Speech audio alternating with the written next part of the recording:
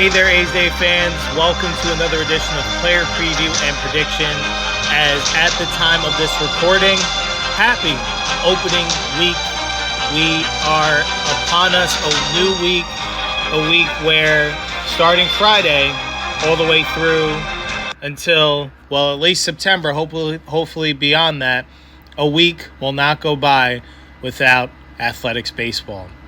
So excited to be able to continue on talking about all of your favorite green and gold players as we have been discussing one player per day all the way up until A's opening day as things are kicking off up in Toronto, taking on the Toronto Blue Jays, the defending American League champions, starting this Friday up at the Rogers Center to kick off the 2026 season in an electrifying fashion for the Athletics. Still have 3 days until that, so we still have a few A's players that we want to discuss their outlook for, as they are going to be in prime spots to contribute to the make or break of the A's season in 2026. Today, we are going to discuss the last but not least rotation piece from the group of starting pitchers. We are going to be talking today about left-handed pitcher Jeffrey Springs.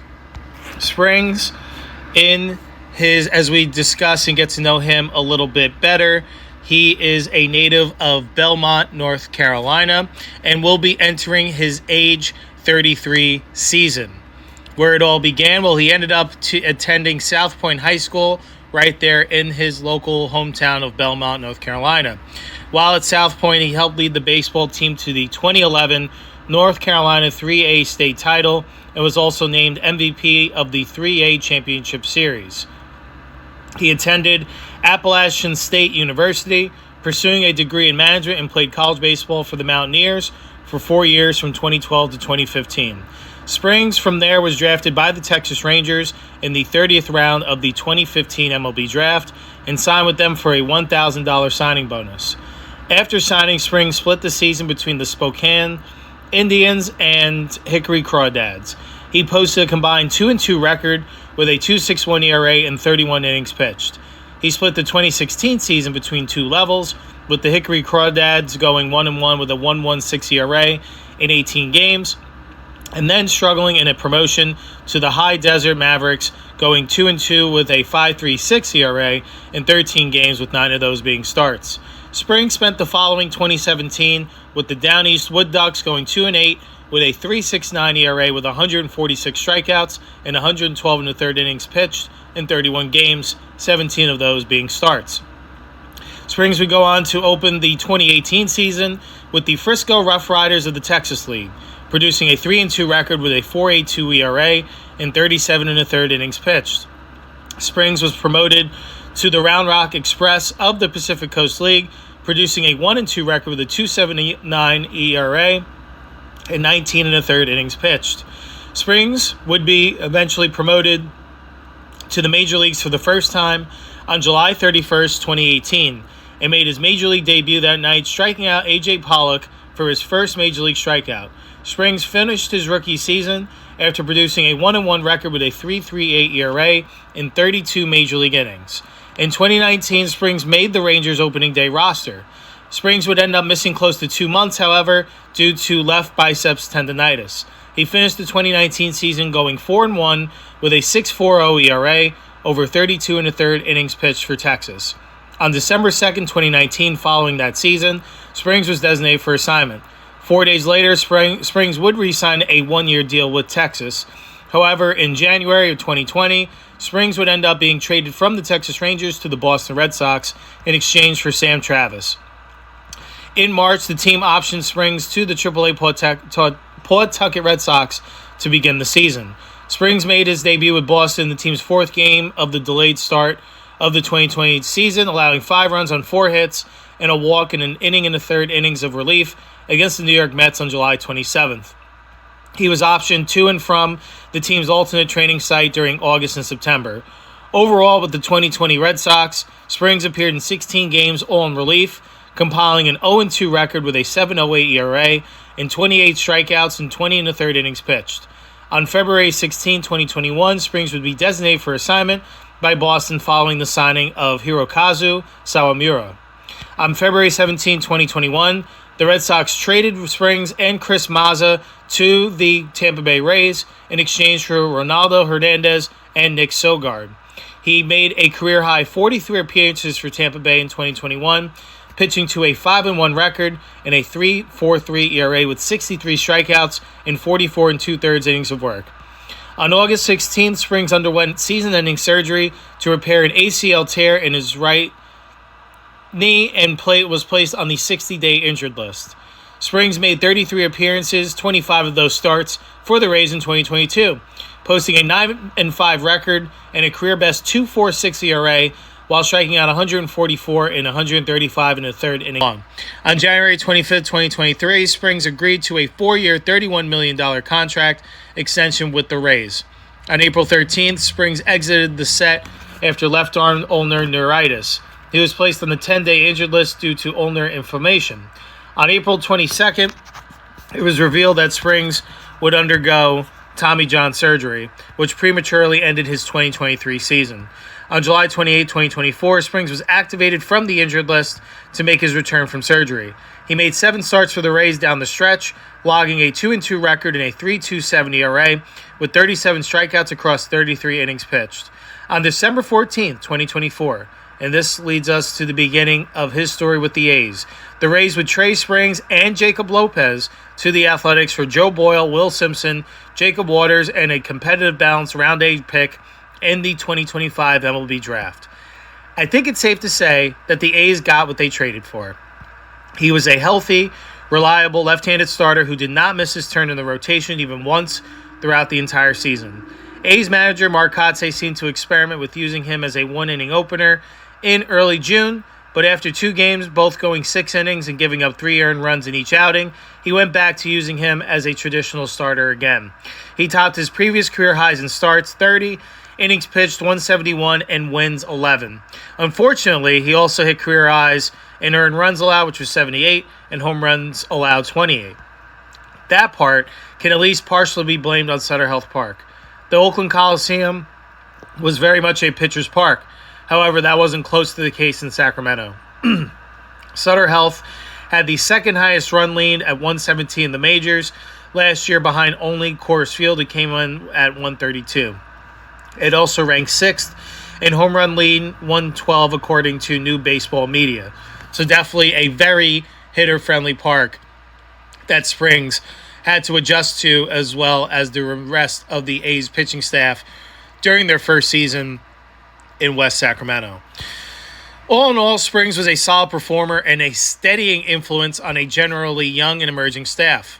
Springs is currently signed through 2026 with a team option for 2027.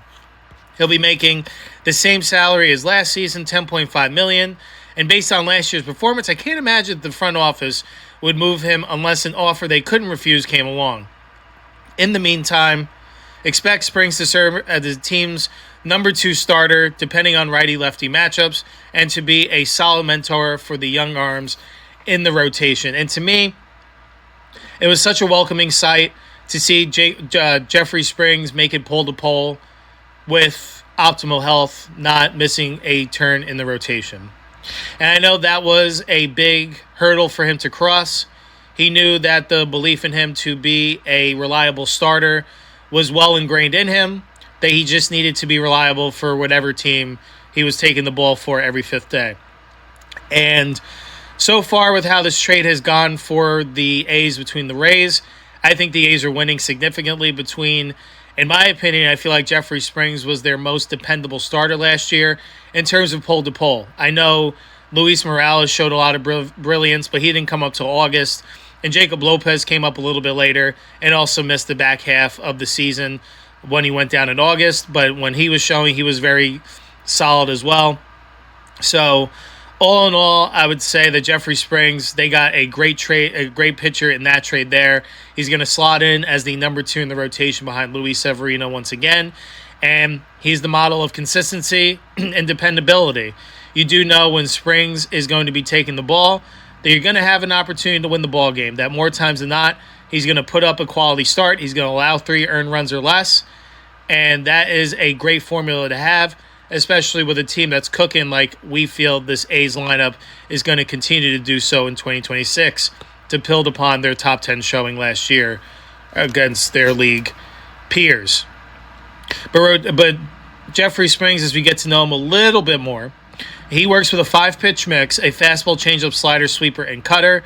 His fastball velocity averaged 90.7 miles an hour, his lowest mark in his career. But that is not his bread and butter.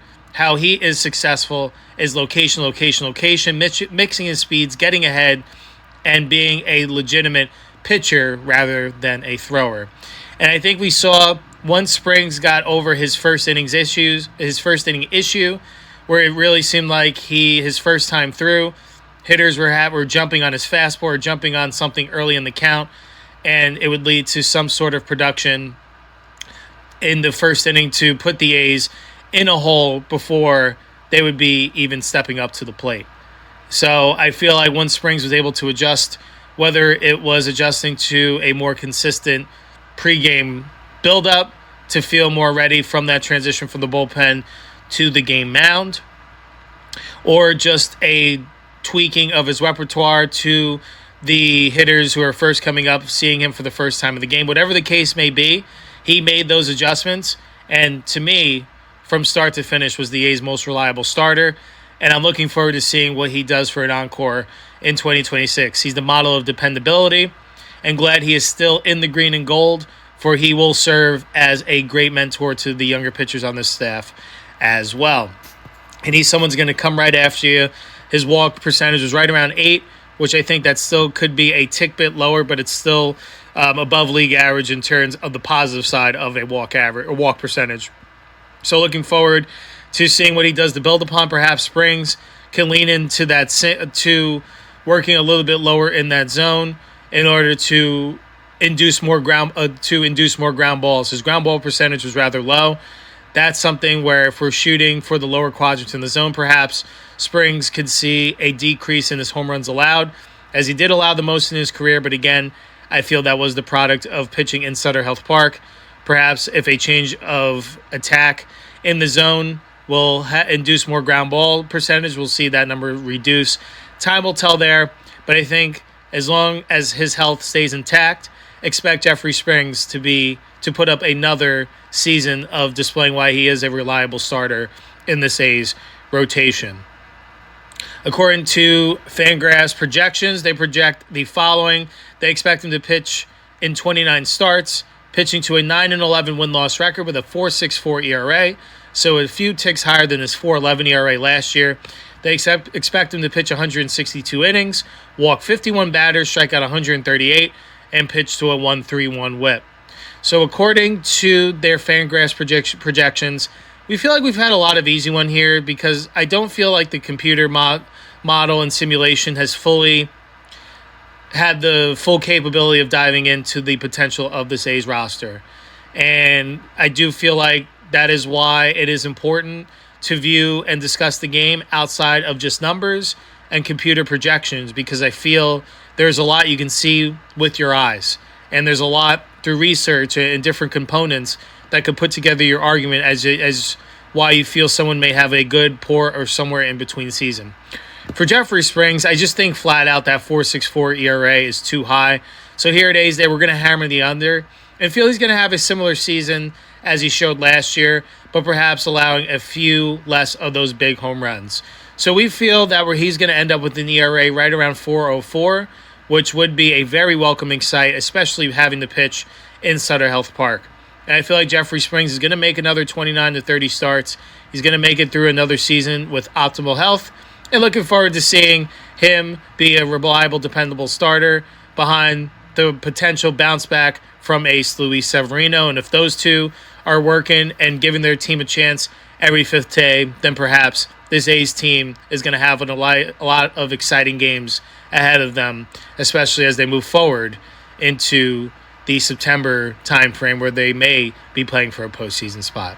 But hope you enjoyed. That's all we have for you for this edition of A's Player Preview and Prediction.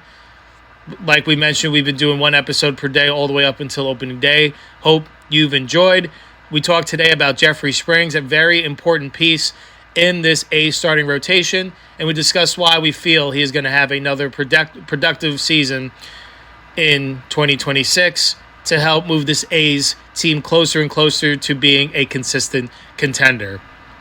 If you want to continue this conversation forward, be sure to check us out and connect with us on our social media platforms, on Instagram at A's Day Baseball Podcast, on X, formerly known as Twitter, at A's Day Baseball, and be sure to check out our YouTube channel for video editions of these episodes, as well as A's player interviews and A's baseball content experiences and so much more that we have and will continue to post. Check out our YouTube channel for your entertainment, and be sure to become an official subscriber of A's Day on our Patreon site, patreon.com/A's Day. For just $2 a month, you'll be entered to win monthly A's Day t-shirts, A's autographed memorabilia, future A's game tickets, and so much more as we are able to grow this platform collaboratively. 3 more days to opening day. We are ever so close and excited to begin to experience it all. Join us tomorrow for our next edition of A's Player Preview and Prediction, as we've got 2 more to go. Tomorrow, we are talking about the American League starting shortstop in the All-Star game last season and the American League Rookie of the Year runner-up. Of course, talking about Jay Willie, the shortstop, Jacob Wilson. Until next time, Holy Toledo, let's go A's.